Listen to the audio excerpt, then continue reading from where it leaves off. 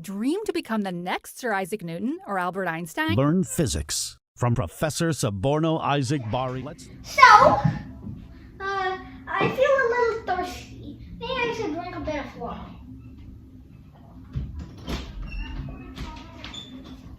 You should get ready for fluids. Strap yourself in. Wait, wasn't water the thing I just drank and went into my esophagus and my stomach now probably? Udani! Dukte paro na? Amra abar try kortechi. Oh my. Alright, Prof, sir. Please continue. Please stop screaming in Bengali. Everyone can hear that. Alright, Prof, sir. And our live audience is just left. Yay. So, water, the thing I just drank, is fluid. But first, hold on. What is a fluid? Well, this is our first, let's get to this question. Because solids and liquids, I hope you know what solids and liquids are.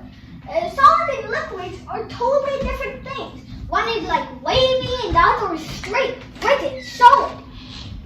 So, the question is, can we apply the same laws, Newton's laws of kinematics and dynamics to be exact and specific,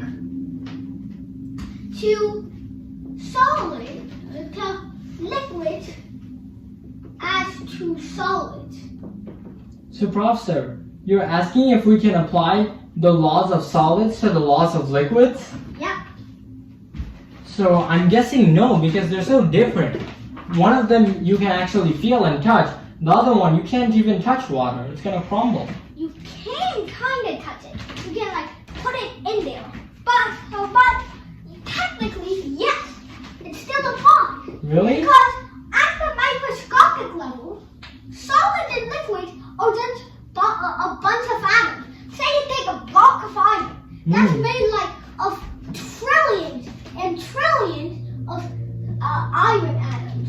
I don't have the time to draw everything, so I'm just gonna put some garbage in there. So, Prof, sir, on the macroscopic level, solids and liquids are very different. But on the microscopic, Facebook set off. Sorry, Prof, sir. Let me go ahead and set up our other Mac. Is that alright, Prof, sir? Yeah. Alright, in the meantime, can you engage the YouTube audience with some further questions? So strap in with your strap in. We're going to take a look at some fluids. Fluids may seem like liquidy things, but they actually can also apply to gases, as we'll see later in this lesson. Now continue on whatever you are planning to do. Alright, Prof, sir. Why don't you continue explaining why macroscopic I and don't want our microscopic? Facebook viewers to miss out. No, you don't have to miss them out on anything. Can you just explain this deeper? So, microscopic basically means something very, very small, and macroscopic basically means pretty big scale, like the scale we live in. Now, solids and liquids are basically the same as a core, because liquids, let's say water, for example, Alright, Prof, sir, you're live on Bari Science Lab. Molecules, and most solids are made of molecules too. So you can put in H2O, H2O, H2O, all of this H2O.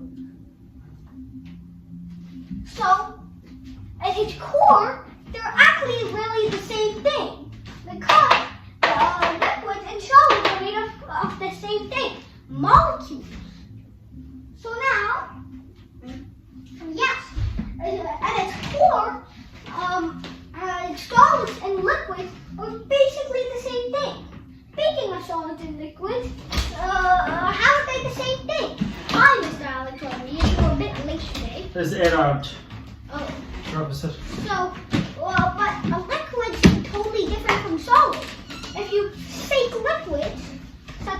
bottom glass, it kind of vibrates. It's not having any definite shape. But if I take something solid, say this box of chalk, it doesn't like lose its shape, get wavy or anything, because it's a solid. Okay, Prof, so you can move on to the next topic. So, let's make a table to specifically chart the differences between solids and liquids. So let's make a 4x3 chart. Okay, so we'll only need a 1 and a 2. And then a 1, 2. Alright. So, we're going to talk about a phasing first. The phases. Hi, Mr. Avon. Hello, Prof. And you want to slap it for today because we're looking at liquids. Speaking of that, it looks like you just washed your face. That's right. And you probably washed your face with water, which is actually a fluid. And fluids are very tricky. So you might actually learn a lot during this episode. Sometimes I drink water. Everybody drinks water, even animals. It sustains life, you know. Yeah.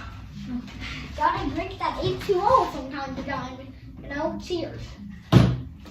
So, next we're going to talk about definite shape, like the shape of the liquid. Definite.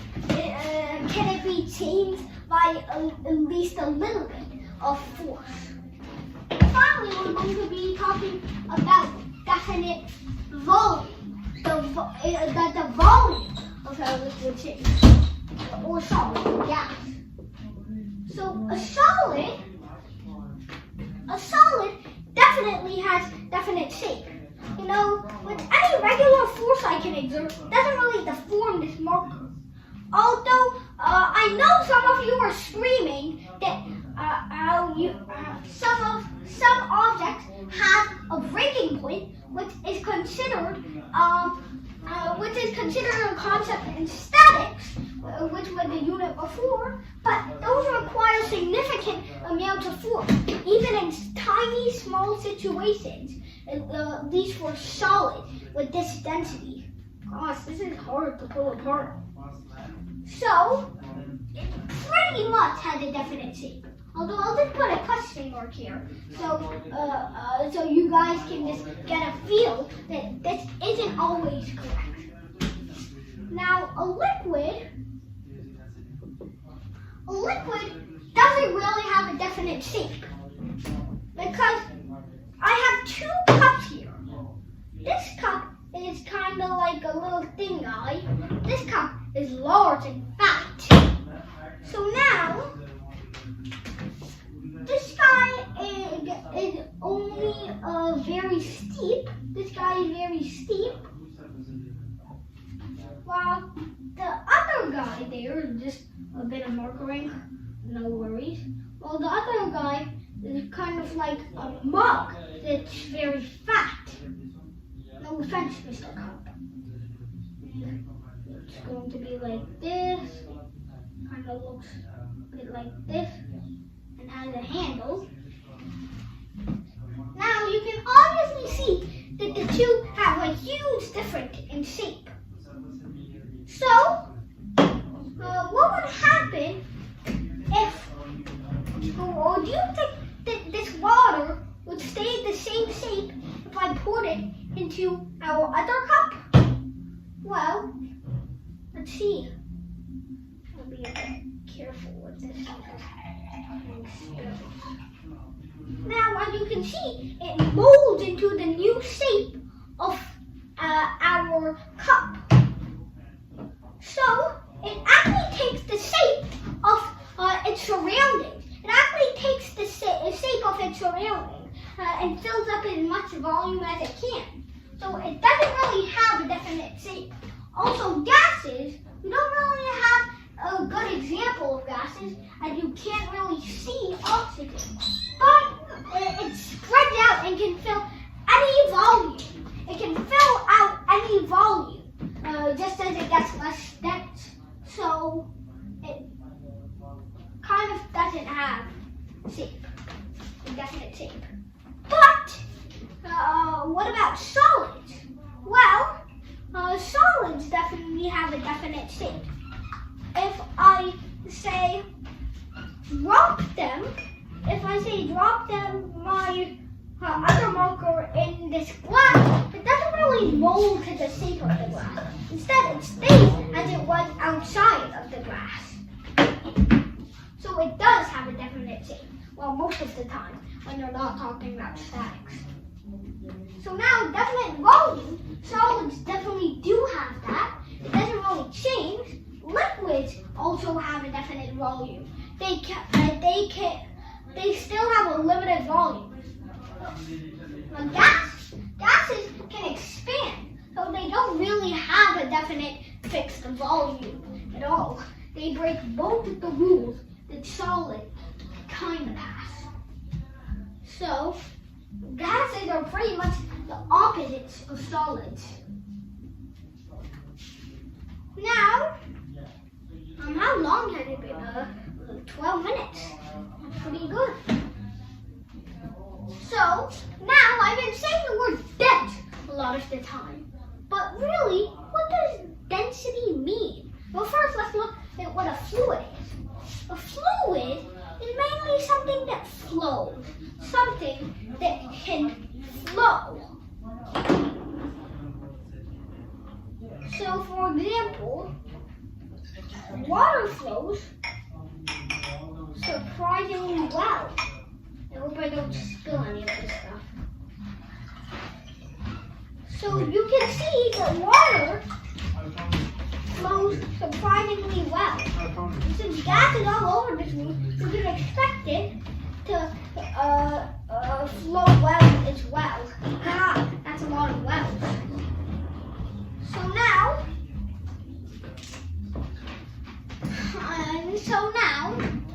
I'm going to talk about solids. Solids don't really float that much. So a liquid, when you think of fluids, you usually think of gross, weird liquid.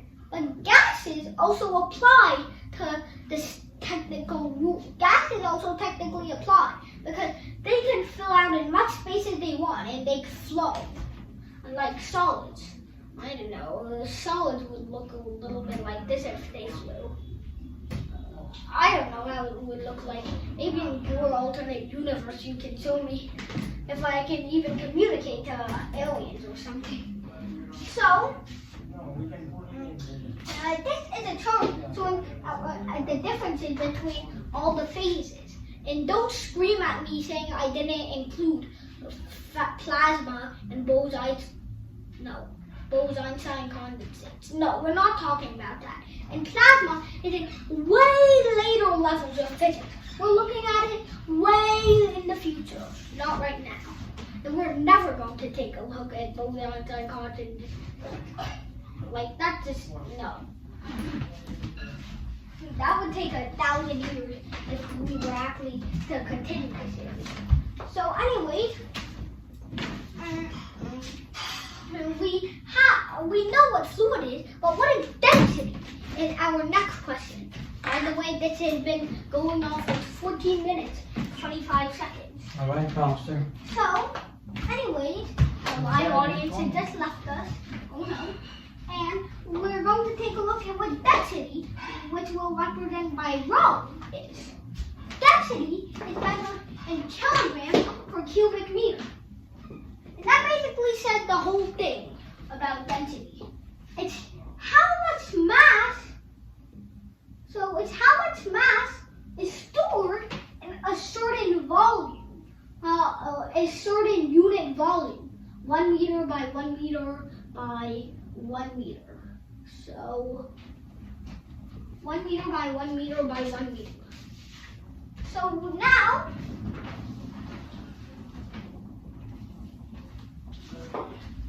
a person, so density, how much mass is stored in a certain volume. Now let's look at some miscellaneous stuff to end off this episode. So,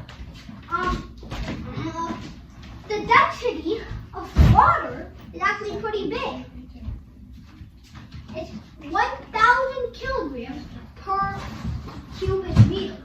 And it's pretty unimpressive when you put it in gram per cubic centimeter, like you do in chemistry class. That just doesn't show the whole thing, because a centimeter is still pretty big to us, but a meter is like really big, and a kilogram is also very big. So it kind of represents the truth of water density to us. Now, gold is 19.3 times its density.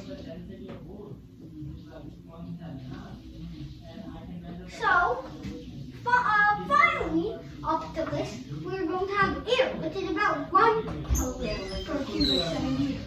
So all you would need is 25 cubic centimeters of air, and you would have to carry it.